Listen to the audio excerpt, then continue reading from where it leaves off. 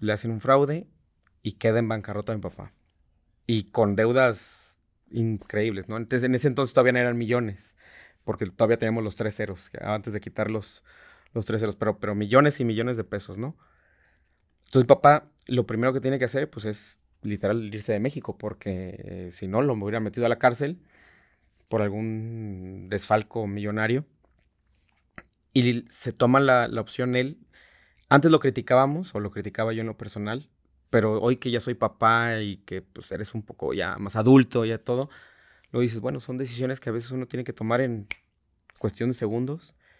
En ese entonces, mi papá, su mejor opción fue decir, me voy a Estados Unidos con mi hermano a trabajar en Estados Unidos y mandarles dinero, lo que yo pueda, pero nos deja en la casa y pues mi mamá, yo tengo dos hermanos más chicos y nos quedamos mis hermanos, mi mamá y yo, el cual mi mamá empieza a tomar un poco las riendas de la familia, pero sí habla conmigo y me dice, pues tú ya eres el hombre de ahorita de la casa, el que pues cualquier cosa me tienes que apoyar. Entonces también te dejan responsabilidades que creo que no les corresponde a los niños a veces. Ahí tienen ese desfalco, ese desfase de obligaciones, ¿no? A los niños. Entonces me hago un poquito más, pues más duro en muchas cosas y empiezo a tener ese resentimiento con mi papá pensando también, pues también se fue, pero ¿por qué no nos llevó? ¿Por qué no agarra igual a los niños, a su esposa y se la lleva a Estados Unidos?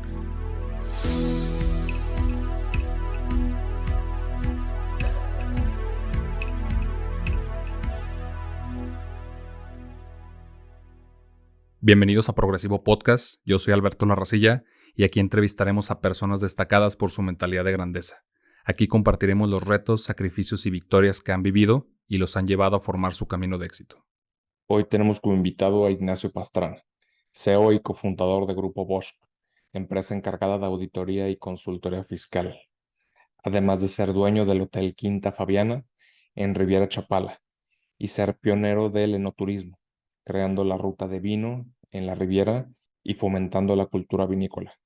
Ignacio es escritor del libro Quise ser futbolista y me convertí en empresario, convirtiéndose también en conferencista nacional e impulsando la fórmula más activa con su podcast empresarial, deportivo y artístico. Hoy hablaremos de abandonar el fútbol profesional, relación con tus padres y superar un trauma con la fórmula más activa. Nacho, bienvenido a Progresivo Podcast. No, al contrario, muchas gracias, Alberto, aquí estamos. Oye, pues gracias por venir, pues tú más que nadie también sabe qué complicado y toda la logística de la lluvia y todo para poder organizar el episodio. Y algo me llamó la atención cuando estuvo pues nuestro tocayo, bueno, mi tocayo Alberto, que también estuvo en tu programa. Te quisiera preguntar en qué momento de tu trayectoria profesional, para arrancar en caliente, ¿no? Te interesó involucrarte por un podcast. Fíjate que, bueno, en el paso del tiempo siempre me ha gustado pues estar ahí a la vanguardia o estar con la tecnología y todo. Y realmente nos ayuda mucho hoy la tecnología al alcance de nuestras manos. Antes era más complicado tener un episodio o tener un estudio de grabación muy completo porque pues estaba la radio, la televisión. Pero ahora en día que me ha gustado también conocer personas pues, exitosas, famosas, que están también al alcance, futbolistas, deportistas, me empezó a llamar la atención porque con todo el tema financiero que existe hoy en día, que también muchos jóvenes ya lo van teniendo un poquito más a la mano, muchos deportistas y famosos siguen estando con esa necesidad de sistema financiero, de saber qué pueden hacer con sus finanzas. Entonces empecé a idear, dije, bueno, si ya las redes ya me empiezan a posicionar de una forma, pues ¿por qué no hacer un podcast o un episodio de entrevistas con famosos, deportistas, que les ha pasado de sus anécdotas para que lo digan y que los mismos jóvenes también vayan como agarrando el rollo? Y así fue como empezó, digo. Y la realidad es que me gusta mucho el tema de conversar, platicar, conocer nuevas personas y todo.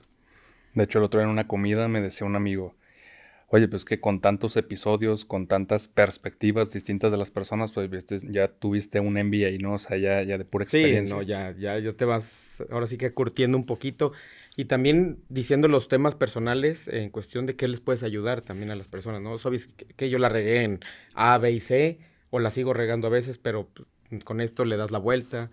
Entonces son cosas ahí que han salido pues a flote y bien para los muchachos.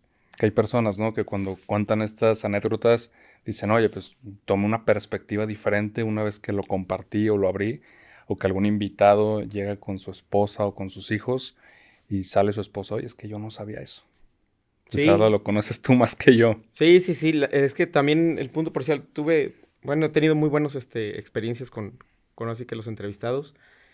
Y me han salido unas cosas que, pues, a fin de cuentas, también no vas con una pregunta ya en directo, pero ellos mismos te van abriendo ahora sí que su corazón, y les agradezco de todos modos a todos, porque me dicen, oye, yo tuve un fraude, pues, de tantos millones de pesos o tantos miles de pesos. A veces no decimos tantas cantidades, digo, pues, porque no tiene nada que ver en el efecto por morbo, pero sí en el punto donde tuve un desfalco, o me fraudearon por tantos pesos, o me fraudearon por muchos millones de pesos, y eso me ayuda mucho para que la gente pues siempre tenga conciencia de educarse financieramente, y también pues investigar un poquito más de los negocios que puedan invitarlo, ¿no?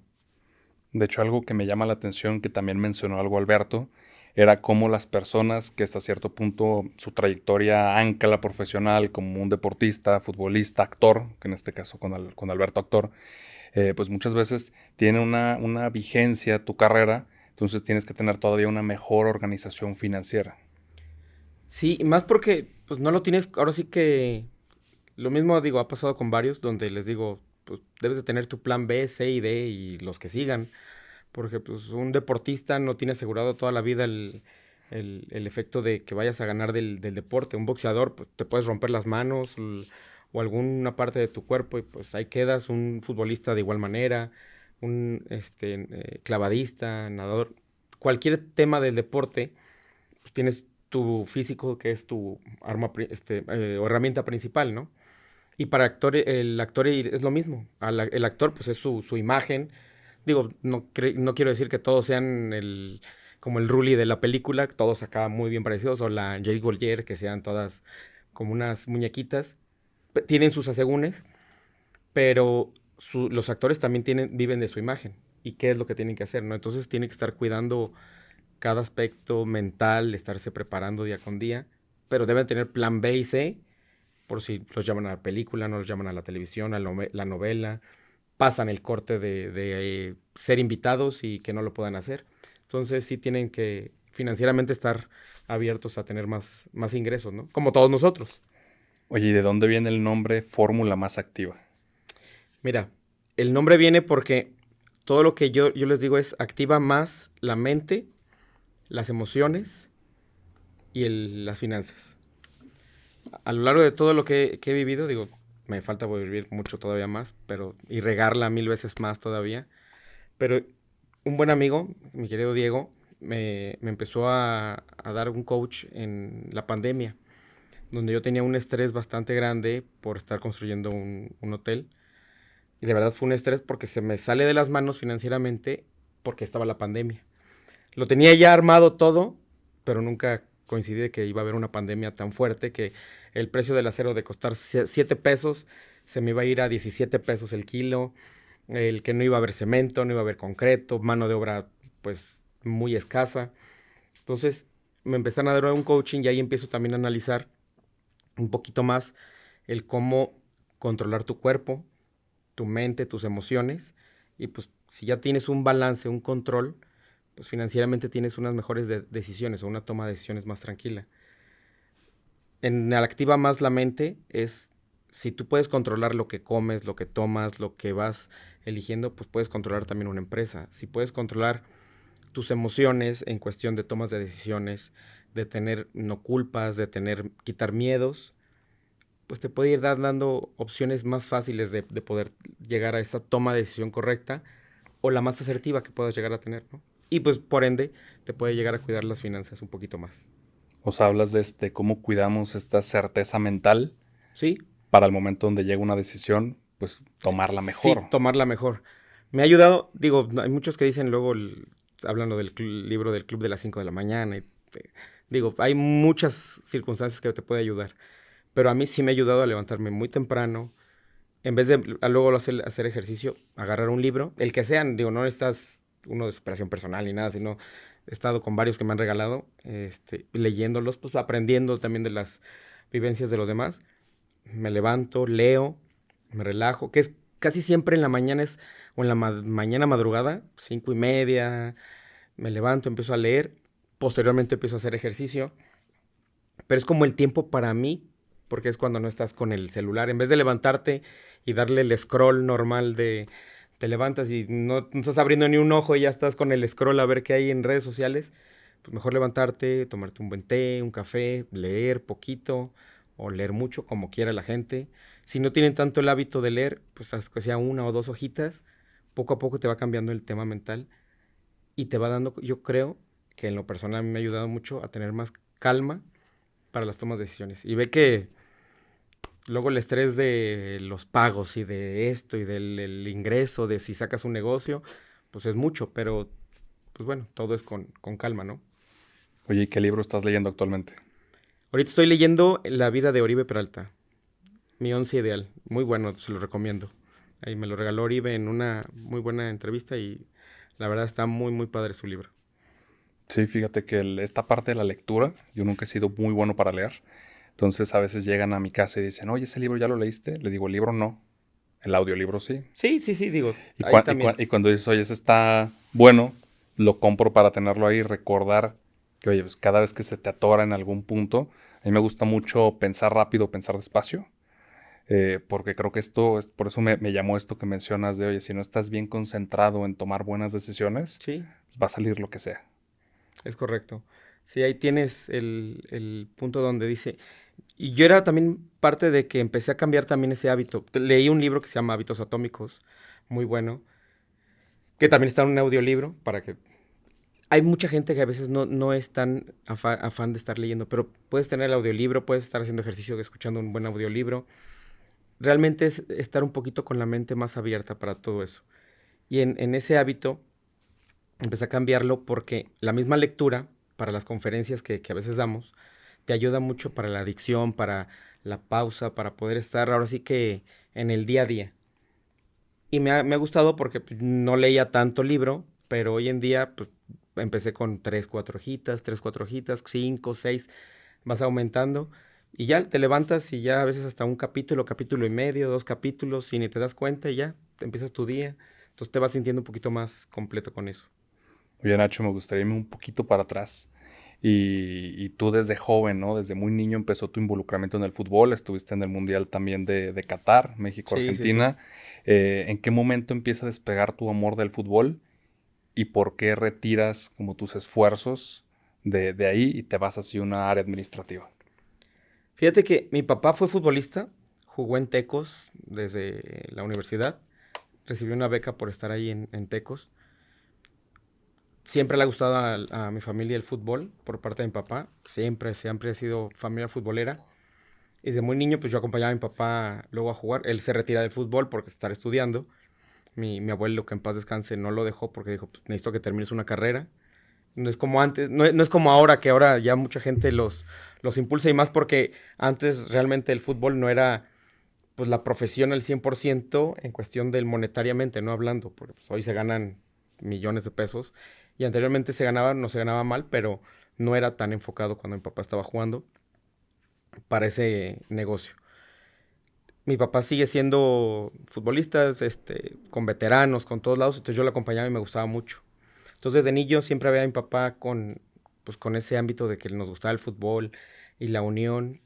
Y desde los 5 o 6 años me recuerdo perfectamente que empecé a entrenar y a jugar fútbol.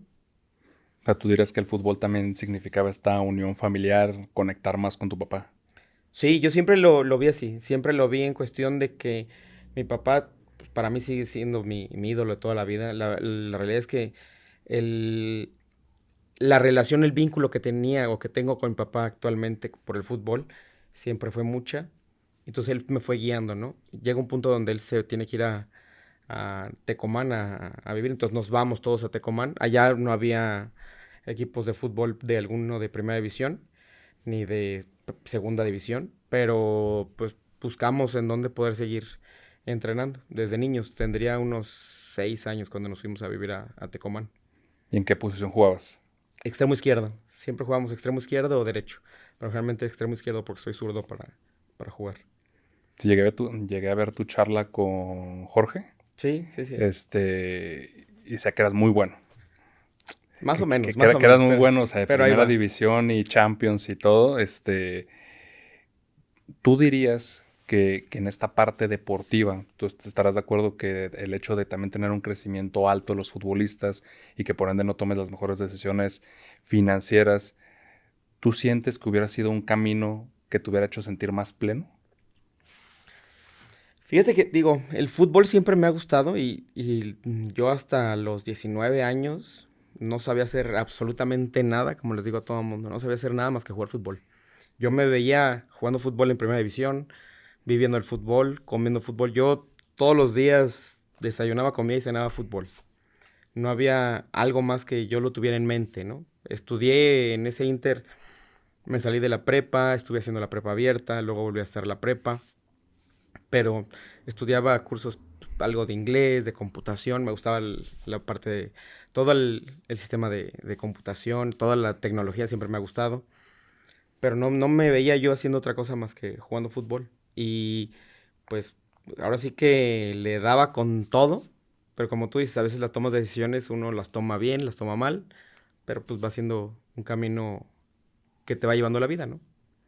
Y en ese momento tú te retiras del fútbol, pero por una decisión de ego. Sí, fíjate que el ego creo que ahí fue un poquito más que yo. Juego yo en Primera División A, en Toluca, con el profesor Mesa me llevó para allá, me dio la oportunidad de estar en Toluca. Hicimos pruebas, nos quedamos en segunda y nos suben a Primera División A. Estuve en Primera A año y medio más o menos, en Toluca. Tendría 16 años cuando me fui a vivir a 16, 17 años a Toluca. Y estando en ese Inter, en el Toluca, que en ese entonces es el Atlético Mexiquense, pues yo tenía ya mucha relación con todos los equipos, el equipo de primera. Me subían a veces a entrenar con el equipo de primera y jugaba con los de primera A. Tendría 18 años cuando pues, la realidad es que yo a veces digo que los jóvenes, cuando toman una decisión de la universidad de los 18 años, creo que son muy jóvenes para tomar decisiones sobre ese, porque dices, voy a estudiar, no sé, un ingeniería o un ingeniero, contador o abogado para toda la vida. Y a los 18 años creo que a veces es complicado tomar esas decisiones. Y eso me pasó a mí. Yo estoy en Toluca y por un capricho de venirme a jugar a Atlas, a Guadalajara, hago un switch de quitar todo, moví todo, directivas, todo para yo poder estar en Guadalajara. Dejo Toluca, me vengo a decir si la estoy haciendo en Toluca, que no la puedo hacer en Atlas, en Guadalajara, donde yo quiero estar, con mi familia y con mis amigos. Y yo llego a Atlas, el entrenador que estaba, no hicimos un clic. Había ciertos minutos que tenías que jugar en ese entonces, en 99. Tenías que jugar más o menos como unos 1000 y tantos minutos en los partidos para que te dieran tu carnet de poder llegar a primera división. No los juego porque el entrenador no me ponía tanto porque tenía familiares jugando en el equipo. Y pues me desespero y en el último partido de una semifinal le aviento el uniforme, meto un gol o dos goles creo, y le dejo la playera y ahí me retiro del fútbol profesional. Realmente tomando una decisión como un ego mal infundado porque dije, pues ya no se me dio la oportunidad, voy a cumplir 20 años, ya va a ser más complicado buscar un equipo que me dé la oportunidad. Creo que me hubiera podido ir a algún otro equipo. Toluca no creo porque ya había hecho todo el relajo para regresarme. Pero pues bueno, ya aquí estamos en el camino que te va llevando, ¿no? La vida. Oye, ¿en qué momento? Porque digo, yo me imagino, porque a mí también he tenido mis ocasiones donde el ego me domina y donde tomas pues, decisiones que probablemente cuerdo, sensato no hubieras hecho, pero ¿en qué momento una vez que se te baja el coraje, que se te baja la emoción, reflexionas lo que hiciste?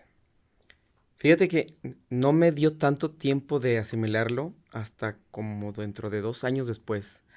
Porque yo termino a los 19 20 años, dejo el fútbol y empiezo, literal, como decimos a veces en la talacha, o de mercenario a veces malmente infundado, pero como la talacha iba a los pueblos a cobrar dinero porque mi papá llega y me dice, ¿sabes qué? Ya te quedaste así. Mi papá también enojado en un tema donde dijo, ¿para qué te regresabas de Toluca? Ya la tenías lista, ya estabas a punto de, pero Me dice, no puedes quedarte sin estudiar, te tienes que meter a estudiar. Me meto a estudiar y a la par pues busco un trabajo. Entonces yo trabajaba en una empresa de serigrafía, de imprenta, y de no estar ganando mal en el fútbol, pues más o menos bien, digo, bien para un joven que hoy no como las cantidades que tenemos, pero no estaban mal las cantidades, a ganar 300 pesos a la semana de empresa de serigrafía de 7 de la mañana a 1 de la tarde, en la tarde estudiar, y pues no me alcanzaba para más que para los camiones, y 2, 3 lonches y algo en la semana, y en los fines de semana me iba a jugar a los pueblos, a cobrar, literal, la talacha, a cobrar por partido y por gol. Pero fue muy rápido ese inter porque el fútbol, aunque lo dejo profesionalmente, yo empiezo a estudiar contaduría porque mi papá me dice, pues ya estudia algo. Pues llegué literal a una escuela incorporada y dije, ¿qué carreras tienes hoy? Administración, contaduría, méteme en administración o contaduría, lo que sea. Y así escogí la carrera. Ni siquiera porque dije, yo quiero ser contador. La escogí porque era lo único que había. Y empiezo a estudiar contaduría y un profesor me invita después a jugar fútbol con ellos de un despacho de los 4 grandes de que decías, la Big Four. Me empieza a invitar al despacho a jugar.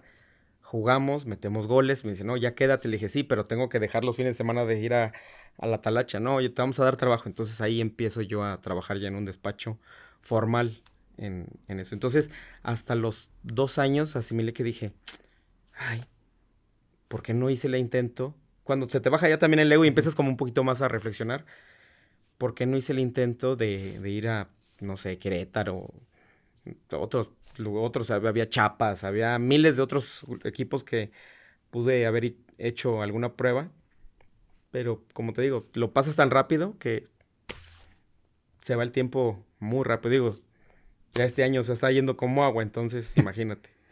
Oye, entonces tú dirías que en ese entonces, o sea, la vida te pasaba tan rápido que no te daba tiempo de reflexionar lo que estabas haciendo. Sí, la vida, digo, hasta actualmente la vida te pasa muy rápido. Yo creo que hoy tenemos que tener reflexión y lo decían en un TikTok que vi, que escuché, decía, muchos estamos pensando en el futuro, en el qué va a pasar en el futuro o errores del pasado que hemos tenido, pero no vivimos el presente. El presente que vivimos hoy en día, hoy estoy disfrutando de una buena plática contigo, conociendo, es disfrutar realmente el momento que pensar el qué va a pasar mañana. Y estás pensando qué va a pasar mañana, que el día se te va como agua. Entonces creo que sí nos hace falta mucho el vivir el presente a muchas personas, ¿no? Oye, en este caso de presente, desde la perspectiva y desde la historia que conozco y que me vas platicando, yo veo que has vivido algunas etapas también diferentes en el trato con tu familia, ¿no? Oye, ¿qué pasa cuando están en Tecomán, están con tu papá, su papá se va? ¿Cómo es la relación con tu papá en ese momento? ¿Y cómo es tu relación una vez pues, que estabas a punto de alcanzar la primera división pues, en el fútbol mexicano? No tú te sentiste cuando te cayó el 20 como esta parte de, oye, pues es que fue una chinga para mi mamá, para mis hermanos, en algún momento, y te lo digo porque yo me veo reflejado en eso, ¿no? ¿Alguna decepción? ¿Cómo te sentiste? Fíjate que cuando mi papá se va a Tecomán, pues nosotros teníamos que pues, obviamente seguir a mi papá, ¿no? Entonces no vivíamos mal, vivíamos en una casa muy bonita. Luego a veces todos decimos, no, es que yo vengo de las calles y hoy que tenemos un buen recurso. No, la realidad es que, digo, yo siempre le digo que la gente que también, digo, soy afortunado porque vengo de una clase media baja, no tampoco no es ni opulencia. Digo, teníamos que comer, que era ya lo importante. Y estando en Tecomán no nos iba mal. Teníamos una muy bonita casa, estábamos en un colegio, íbamos bien. Pero mi papá le hacían un fraude muy grande. Mi papá tenía una agencia de viajes. Cuando yo tenía 8 años, 8 o 9 años, a mi papá le hacían un fraude en Tecomán de unos viajes que tenía y su socio se lleva creo que el recurso. Digo, más o menos era la plática que decíamos, donde le hacen un fraude y queda en bancarrota mi papá. Y con deudas increíbles, ¿no? Entonces, en ese entonces todavía no eran millones, porque todavía teníamos los 3 ceros, antes de quitar los 3 ceros, pero millones y millones de pesos, ¿no? Entonces, papá, lo primero que tiene que hacer, pues, es literal irse de México, porque si no, lo me hubiera metido a la cárcel por algún desfalco millonario. Y se toma la opción él. Antes lo criticábamos, o lo criticaba yo en lo personal, pero hoy que ya soy papá y que pues eres un poco ya más adulto, ya todo, lo dices, bueno, son decisiones que a veces uno tiene que tomar en cuestión de segundos. En ese entonces mi papá, su mejor opción fue decir, me voy a Estados Unidos con mi hermano a trabajar en Estados Unidos y mandarles dinero, lo que yo pueda, pero nos deja en la casa y pues mi mamá, yo tengo dos hermanos más chicos y nos quedamos mis hermanos, mi mamá y yo, el cual mi mamá empieza a tomar un poco las riendas de la familia, pero sí habla conmigo y me dice, pues tú ya eres el hombre de ahorita de la casa, el que pues cualquier cosa me tienes que apoyar. Entonces también te dejan responsabilidades que creo que no les corresponde a los niños a veces. Ahí tienen ese desfalco, ese desfase de obligaciones, ¿no? A los niños. Entonces me hago un poquito más, pues más duro en muchas cosas y empiezo a tener ese resentimiento con mi papá pensando también, pues también se fue, pero ¿por qué no nos llevó? ¿Por qué no agarra igual a los niños, su esposa y se la lleva a Estados Unidos? Pues son situaciones. Y ahí en ese inter, pues yo sigo jugando fútbol y teniendo la ilusión del fútbol. Y de nueve años, antes de regresarnos a Guadalajara, teníamos unos vecinos, el cual había un chavo de 15, 16 años más o menos, que recuerdo. Nos invitaba a su casa, nos invitaba a jugar maquinitas y todo lo que había. Y en ese inter, no sé en qué momento o cómo fue, y ahí yo tuve un abuso sexual del vecino. Entonces, al momento de tener ese abuso sexual, pues, de 1, 2, 3 días diferentes y que ya quedaba que íbamos, el chavito, pues el chavo pues me decía, pues tú juegas, pero me dejas hacerte esto y yo, pues siendo niño estás como, ¿qué show? ¿Qué hago? Sí, no, no sé qué, no es como ahora como las redes sociales y decía, ¿lo digo o no lo digo? Pues, todo un tabú, ¿no? Que siempre tenía. Y digo, hasta la actualidad todavía hay tabú y eso que ya es 2023, ¿no? O sea, es increíblemente el tema donde se queda el niño solo, estás como con la fuerza o la responsabilidad de tener ahí a tu mamá de ayuda y todo, y si su papá, entonces sí fue un clic donde dije, tengo que jugar forzoso en primera división, por mí, por mi futuro, y pues porque mi papá me vea, entonces era también el tema de que mi papá me viera otra vez, tener esa relación, y creo, digo, lo he platicado con varios psicólogos y coaches y todo, creo que yo también en el punto donde dejo el fútbol por ego, también fue creo que como para dar un poquito más en la torre a mi papá, para decirle, lo tenía, pero ahora no lo hago, porque tú no nos llevaste. Son cosas que a veces uno tiene que, Sí, como una acción liberadora. sí, como una acción liberadora, creo. Creo que sí ahí lo fuimos analizando poco a poco después y dije, mira, tal vez lo hice por venganza, decir, ya lo tenía, pero ahora no lo hago. No sé. Y empiezo ahí a hacer el vínculo con mi papá, a desafanarme un poquito más, a trabajar por mí. Me dedico yo a trabajar tanto, a generar dinero, a negocios. Físicamente me descuidé porque ya no hacía ejercicio, era todo sedentario, era ir comida con clientes, pues empecé a engordar, a embarnecer más. Y también por eso te digo que la fórmula me ayudó pues para activar tu mente y tus emociones, ¿no? Entonces, a cuidarte lo que tienes dentro de tu físico y de tu cuerpo, ¿no? Que eso no quiere decir que el día de mañana tengas que estar todo trabado, ¿no? Simplemente que estés sano internamente. Y eso me ayudó a evolucionarlo, ¿no? Oye, ¿y tú de estos recuerdos, tú guardas algún resentimiento a tu mamá o cómo ha evolucionado la relación con tu mamá, que era la que sí estaba? Y después con tu papá cuando regresa, ¿cómo se transforma esta relación una vez que de alguna forma pues tú empiezas a sanar cuando sueltas el fútbol? Fíjate que suelto, pero más que sanar, en cuestión emocional con mi papá, con mi mamá, pues como ella se dedicó mucho a mis hermanos, fue un distanciamiento, pues creo que normal, porque pues se va dedicando para los niños más chiquitos y yo siempre fui muy independiente, entonces el distanciamiento fue de que pues yo hago mis cosas y aporto y ayudo, pero no había ese tanto vínculo con mi mamá. Por lo mismo digo, antes tal vez se lo podía reprochar, hoy ya no, la verdad es que digo, ni le debo a mis papás, ni me deben, siempre ya estamos muy en paz, pero el distanciamiento siempre fue así. Realmente antes de acordarme de un abrazo a mi mamá o de un beso a mi mamá, era muy complicado porque mi mamá siempre fue así, muy, muy distanciada conmigo de algún abrazo o un beso. Y vives con eso y no por resentimiento, sino porque la vida sí te lo va dando. Con mi papá sí, con mi papá era mucho de abrazo, mucho de beso, me daba mucho cariño, pero tenía ese resentimiento de que por qué se había ido. Y siempre se lo criticaba, decía, no, pues tú te fuiste y nos dejaste, y miles de cosas. Cuando va pasando el tiempo, soy papá, tengo a mi niña, y cuando mi niña empezó a caminar, a mi papá le detectan cáncer, le detectan leucemia.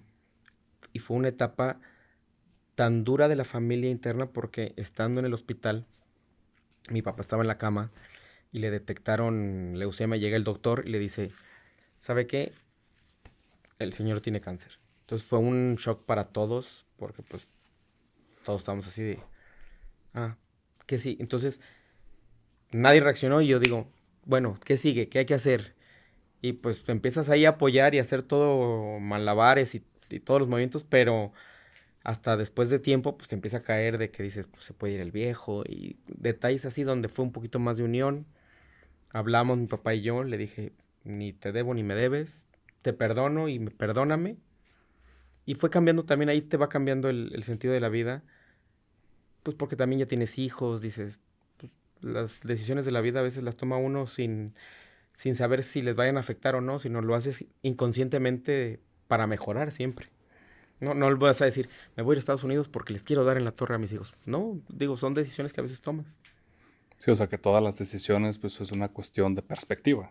Totalmente. A fin de cuentas, pues uno siempre quiere que le vaya bien en la vida, siempre que quiere ser de los mejores, siempre quiere estar arriba. Y las decisiones las tomas para eso, no por decir que quiero dar en la torre a todos los demás. Pero bueno, ahí es cuestión de irlo agarrando, ¿no? Poco a poco y pues soltar, sin tenerlo, porque también el que tengas agarrado algo de resentimiento, de ahí partimos que he platicado con varios doctores y médicos de esa área donde un resentimiento, un odio, un, un ego mal infundado, miles de cosas, te provoca una enfermedad. Entonces, es irte desapegando de las cosas, irte estás más relajado. Le he aprendido mucho a mi papá donde se le resbalan las cosas, entonces, así va, poco O a sea, poco. dirías que esta sensación de la fragilidad de la vida, pues a veces nos hace aprovechar, ¿no? Saber que el tiempo no es infinito porque no conocemos nada más que lo que tenemos ahora. Sí, y más que lo que tienes que ir siempre apoyando es tu empuje, ¿no? O sea, a fin de cuentas, que tú te empujas día con día y no quiere decir que hagas los negocios de la vida ni que tengas en las cuentas de banco los millones de pesos ahí, porque tampoco no está la felicidad en eso. La felicidad está en que te empujes todos los días, que tengas, que sí vivas bien. Digo, el dinero dicen que no es la felicidad, pero te ayuda mucho en cuestión de toma decisiones, vacaciones, relajarte, invertir. No todo mundo tiene que ser empresario. Eso se los digo, el secreto millonario no existe. Es solamente es trabajar, trabajar, tener disciplina, tener mucha convicción. Y si eres el trabajador de alguien, pues ser el mejor de tu área. No necesitas ser el empresario del año, pero puedes tener o inventarte nuevos ingresos. Hay muchas cosas que realmente te empuje día con día, ¿no? Oye, me mencionas que sentiste que en su momento, al tú ser niño, pues sentiste que el tema del abuso no te afectó en ese momento. ¿En qué momento tú lo reflexionas y si realmente en algún momento de tu vida te afectó? Fíjate que creo que más me afectó el que mi papá nos, en su momento, el que mi papá nos haya abandonado porque me sentí indefenso. El abuso, no sé si fue por mi forma de ser o mi mentalidad, no sé, la realidad es que hoy en día sigo sin como asimilarlo porque hay muchos que les puede afectar de otras maneras los abusos. No me enfoqué en que, me abusaron o me tocaron o me hicieron o quisieron que hiciera esto. Me enfoqué en como dejarlo guardado, pero no lo decía antes, o sea, como que traía ahí como el miedo de decirlo o expresarlo, ¿no? En el día a día. Y también, como te digo, con psicólogos, yendo a platicar, me dice, ¿por qué no lo sacas? Pues por pena. ¿Pero pena de qué? Y dije, ay, tienes razón. Entonces, poco a poco lo empecé a expresar. La primera vez que lo digo, se lo digo estando en Puerto Vallarta, Estábamos mi esposa, mi suegra y yo. Estábamos echando unos vinos bien a gusto, bien relajados, que por cierto, digo, para mí mi suegra ha sido también como una mamá segunda, donde me ha apoyado increíble, igual que mi esposa, donde estábamos ahí platicando, una charla, con unos vinitos, y ya eran hasta madrugada, recuerdo, y volteo con mi esposa y les digo, no, es que yo de niño tuve un abuso. Y se voltea mi esposa y me dice, ya sabía. Y dije, ya, nomás era cuestión de que me dijeras. Porque pues, te conozco, digo, no sabía que de ahí hayas tenido un abuso, pero supe o sabía que tal vez de niño te pasó algo, pero pues no querías decirlo. Entonces, pues ahí empezamos a platicar, empecé a soltar. Y ahí es cuando creo que la gente, cuando suelta, es cuando más crece mental y espiritualmente. Y no espiritualmente hablando de alguna religión en específico, sino espiritualmente de energía, de lo que sueltas y te empieza a llegar la vida de más cosas, más negocios, más de todo, ¿no? Un poquito. O sea, no dejaste que esta situación definiera tu vida. Sí, traté de, porque si lo hubiera, yo creo que si lo hubiera dejado que definiera mi vida, igual que mi papá nos ha abandonado y que yo hubiera sido el niño de la calle, que digo, yo me la viví en la calle, pero jugando fútbol, ahora sí que me la viví en la calle sanamente, porque salía de la escuela, me iba a entrenar, después de entrenar regresaba a la cuadra, donde en la cuadra desde las 4 de la tarde hasta las 9 10 de la noche jugábamos fútbol. O sea, realmente mi vida fue muy sana. Si me hubiera cambiado del aspecto donde me hubiera caído, me hubiera hecho el mártir, pues no te digo, tal vez hubiera sido, no sé, drogadicto o alcohólico, no sé, ¿no? De pandillas. Y traté como de enfocarme más en el deporte y canalizarlo ahí.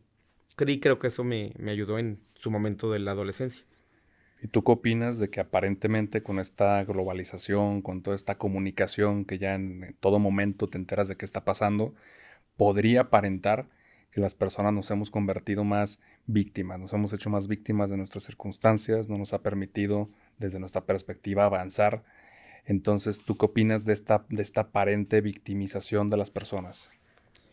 Fíjate que es complejo y a veces delicado decirlo, pero creo que la gente a veces, como tú dices, se victimiza mucho o se tira mucho al suelo, uno para que la levanten y lo alaben, porque hoy en día, pues, y las redes sociales así son, digo, muchos tratamos de vivir las redes sociales, pero para dejar o para impactar en algo, no nomás decir, hoy me estoy comiendo una hamburguesa, un filete o me estoy tomando esta copa de... no, o sea, más de victimizarnos es de poder impactar en las redes sociales, de dejar algo, un legado, para ti y para la familia y para todo el entorno que puedas, ¿no? Pero sí hoy en día con todas las redes sociales que hay victimizaciones, demás, creo que tenemos que, como te digo, vivir el presente, decir, bueno, me pasó esto, pero si me pasó esto, ¿qué puedo impactar el día de mañana y ayudar a la gente? ¿Qué puedo dar mi granito de arena para, no sé, ayudar a gente que haya sido abusada sexualmente o gente que esté en algún un hospicio donde estén niños abandonados?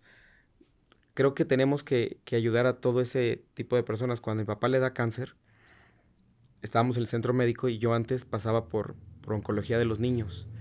Créeme que yo creo que ha sido de las veces que más he llorado porque pues, yo recién tenía a mi niña y yo pasaba por oncología donde veía a los niños con cáncer y dices, niños de 1, 2, 3, N cantidad de años, y dices, ¿cómo es posible que pueda tener un niño cáncer?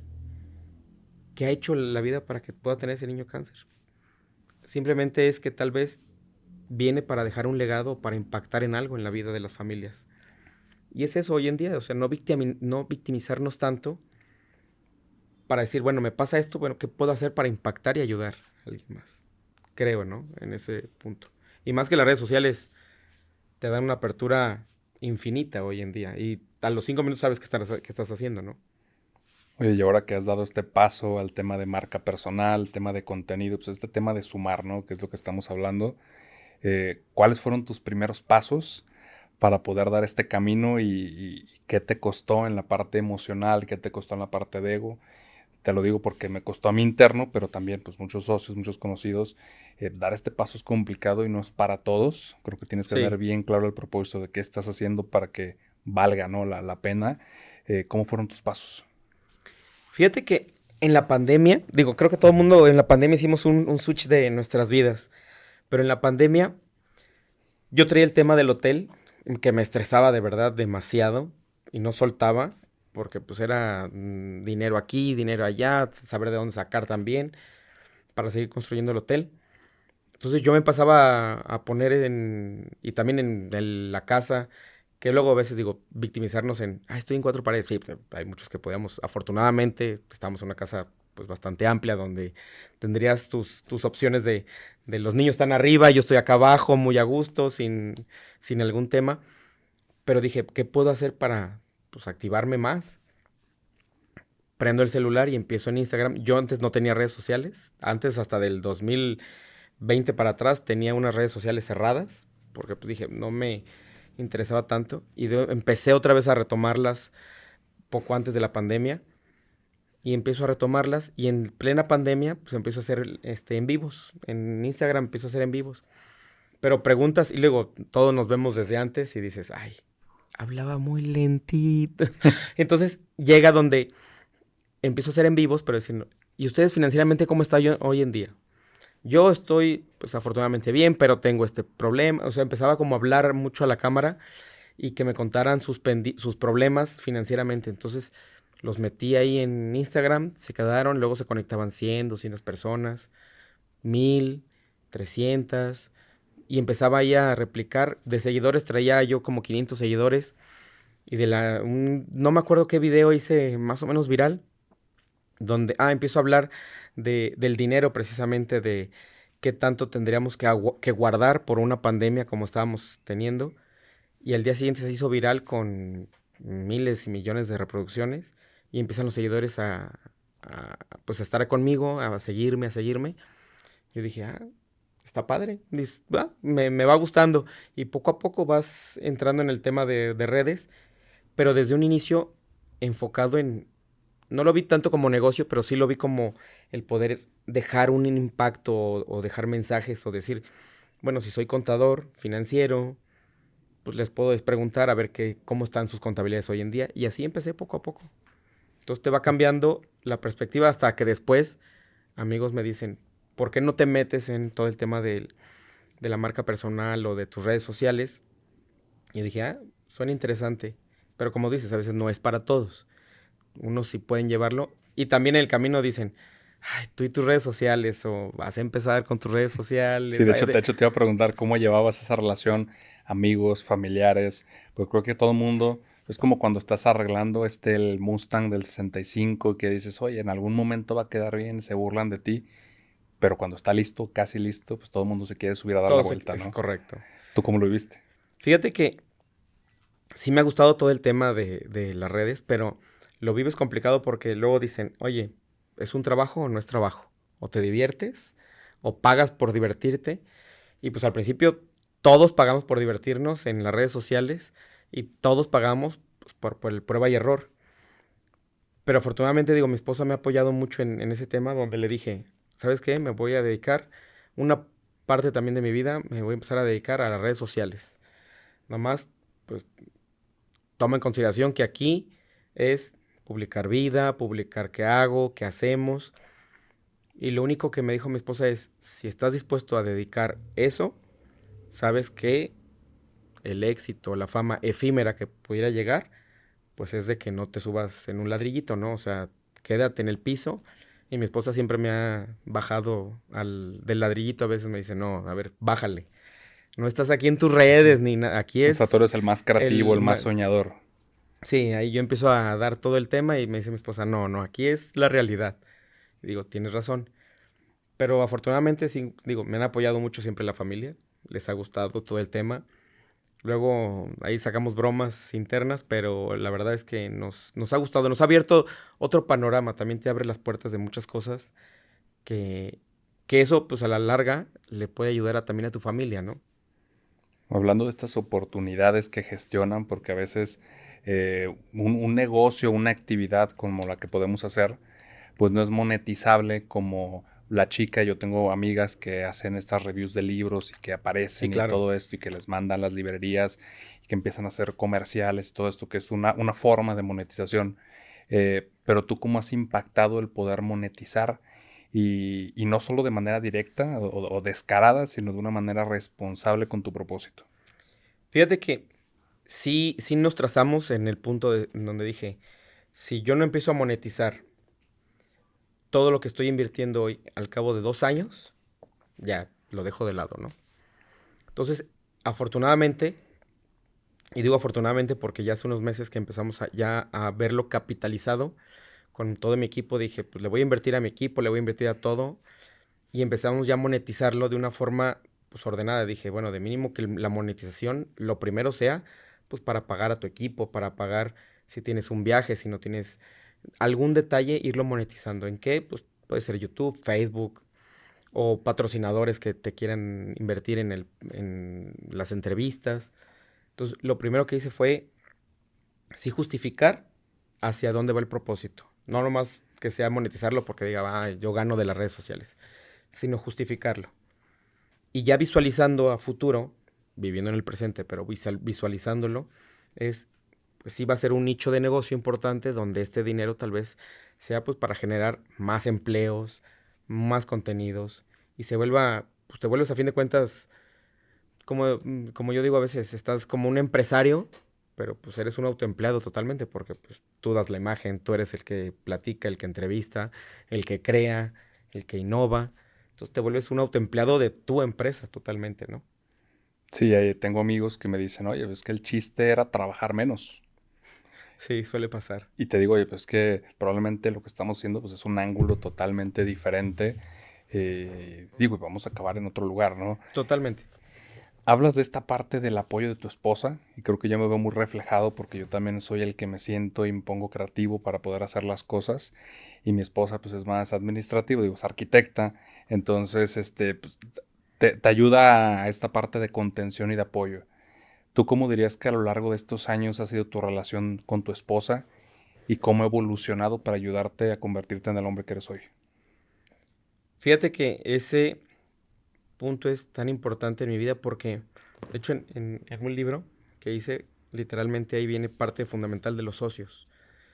Hay un capítulo que hablo de los socios y para mí mi esposa fue mi primera socia en todo este tema. Cuando empezamos de novios, ella, pues, en las pláticas, le dije, oye, voy a abrir un despacho. Ese despacho, yo no tenía tarjetas de crédito, yo estaba en buró de crédito hasta por 3,000 pesos creo que estaba en buró de crédito, el cual lo que poco que ganábamos, pues era para divertirnos, para salir, para comer, para el día a día, ¿no? Entonces, al yo no estar yo estar en buró de crédito en calificación negativa, mi esposa le dije, saca unas tarjetas de crédito y de ahí podemos ir comprando cosas para el despacho. Y éramos novios, tendríamos 2 años y medio, 3 años de novios, donde cree en mí y me dice, está bien, vamos a darle. Y empezamos a evolucionar donde compramos todas las computadoras, todas las impresoras, prácticamente el kit trabajador del despacho por medio de sus tarjetas de crédito. Y me ayudaba, me dice, ¿sabes qué? Pues si no traes dinero para la gasolina, pues te presto 1,000 pesos para la gasolina, para ir con los clientes. O hay veces que yo le invitaba a las comidas con los clientes, porque yo dije, yo los invito a comer, pero pues no traía tarjeta de crédito y mi esposa pagaba la comida con los clientes. Entonces de ahí, tan es así que ya es pieza fundamental en el día con donde estamos. Y se vuelve pues una parte de sociedad, pues yo siempre digo inquebrantable porque quitando que tenemos una familia muy bonita y ella trae una frase que dice nada es para tanto ni para siempre, que esa de verdad la frase es como emblemática en la casa, nada es para tanto ni para siempre. No sé si el día de mañana estemos juntos o no estemos juntos o sigamos toda la vida juntos, pero pues todo lo que hemos logrado pues es parte de ella, ¿no? Entonces por eso siempre tenemos una sociedad donde es mitad y mitad, todo está a nombre de ella, tenemos todo el punto donde yo trabajo por diversión, no por dinero. El dinero debe de llegar pues porque te diviertes. Entonces para mí es parte fundamental de mi esposa es, como a veces dicen detrás de un hombre, si hay una gran, no, para mí es al lado de una gran persona, hay una mujer administradora, fregona, mental, o al lado de una gran empresaria, hay un hombre que le apoya, porque este es el tema de la igualdad, ¿no? Hoy en día todos hablan de cosas igualitarias. Creo que ahí en lo personal vamos en retroceso porque para mí las mujeres siempre han estado un paso más arriba que el hombre. Lamentablemente no se ve en que ganen más, en que les den más apoyo en muchas cosas, pero hoy en día creo que Jalisco vamos impulsando con, pues hay muchas más diputadas en el estado, ya hay opciones hasta para que pueda ser una presidenta tal vez en el mundo, no sé, en México, perdón. Entonces le vamos dando un feeling un poquito más a la mujer, que para mí siempre ha sido una fregonería, ¿no? Oye, ¿cómo fuiste aprendiendo a ir gestionando la relación entre lo profesional, cuando empezó este involucramiento, y lo personal? He tenido pláticas con bastantes amigos que tienen estos puntos. Oye, pues es que sigo tratando a mi esposa como empleada cuando estamos en la casa. Fíjate que ahí, en el tema con mi esposa, digo, es una parte de sociedad, pero sí delimitamos en cuestión de que yo veo todo lo que es el negocio y ella administra todo lo que son lo del tema de las casas y todo lo que podamos tener ya internamente. Y ahí, pues sinceramente sí delimitamos cosas más familiares y cosas del negocio sí lo platicamos, sí vemos, hacemos, pero tratamos siempre de delimitar eso. Lo único que sí digo, como todos los matrimonios, hemos tenido altas, bajas, muy bajas, problemas internos. Y afortunadamente a la fecha de hoy creo que hemos resuelto todo. Y no digo todo miel sobre hojuelas, pero sí la verdad es que tratamos de limitarnos. Eso sí, darnos esparcimiento de pues, viajar en pareja o también viajar solos, que mi esposa se acaba de ir a un viaje con mi suegra. Y también es el espacio que a veces necesitamos, ¿no? Que ella se puede ir también con sus amigas y no tiene un tema, ¿no? Sí, hablando de que no todo es trabajo. Sí, sí, Sí, la realidad es que deben de... Yo digo que si viajas y te diviertes, pues también es parte de la vida el conocer. Digo, para eso trabajas también. Y ahí es una punto es, no me lo merezco, sino trabajo pues, para divertirme, para generar dinero, para generar empleos, para miles de cosas. sí, que parte importante es el viaje. A nosotros nos gusta también viajar bastante y yo toqué fondo en la parte de trabajo en diciembre. O sea, yo sí estaba abrumado porque yo soy de esta...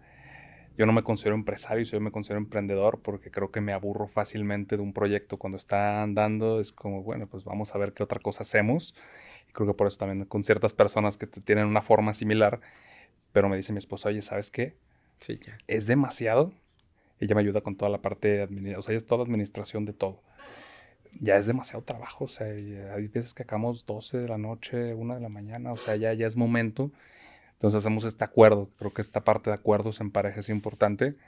Y oye, pues vamos a procurar un mes trabajo y un mes, digo, no el mes completo, No, pero el claro, siguiente claro. mes pues hay que salir de viaje, hay que ir a alguna parte pues, para despejar, porque oye, si quieres tener este ritmo de vida acelerado, pues también tiene que tener esta contraprestación, ¿no?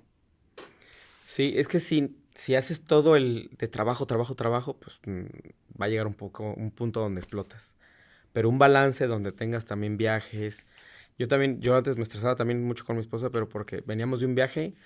Ya estoy pensando en el siguiente viaje. ¿No? Espérate, a ver. Sí, pero da espacio. Entonces, también ni tantos efectos de decir de relajación, sino un punto medio de decir, pues estamos unos viajes o salimos. Y no quiere decir viajes a veces largos, ¿no? A veces te puedes ir a algún estado, algún otro estado y para conocer, ¿no? Porque luego queremos viajes de Estados Unidos, de Europa o de Sudamérica, no sé, de algún otro lugar. Decimos, ni siquiera conocemos el 100% México, hay que conocer México y pues para también utilizar lo que nos da nuestras raíces. Oye, Nacho, estamos llegando al final de la charla y me gustaría preguntarte, que digo, pues has tenido muchas etapas en tu vida, pero ¿cuál dirías que ha sido la barrera más complicada a lo largo de estos años para convertirte en la persona que eres hoy? La barrera más complicada creo que he sido yo en cuestión a veces de soltar. He aprendido a soltar y eso me ha ayudado creo yo, al ser hoy quien soy. Y falta mucho por llegar, nomás el tema es que a veces uno mismo te pone las barreras. Ni siquiera es el vecino, estás buscando la aceptación de los demás cuando realmente no te aceptas a veces tú mismo. Si te aceptas tú mismo, como eres, como estás, a dónde vas y saber a dónde quieres llegar, creo que ahí las barreras se empiezan a abrir y sigue un camino mucho más grande. O sea, tú vivías mucho vigilando qué pasaba con los demás alrededor tuyo. Sí, y también más que vigilando es a veces pensando en la aceptación, a veces el de, quiero que, ¿ya vieron que hice esto?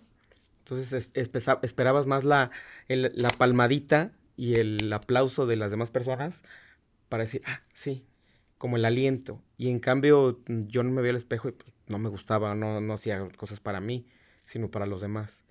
Por eso te digo que realmente la barrera más grande creo que fui yo en cuestión de decir, esto lo estoy haciendo por mí, no por mi familia, no por mis hijos, no por mi esposa, no por nadie más que por mí. Porque el momento que tú te aceptas y te visualizas a dónde quieres llegar, en dónde estás y a dónde quieres llegar, creo que ahí dejas de que si lo hago bien, no lo hago bien, si traigo marcas, no traigo marcas, no.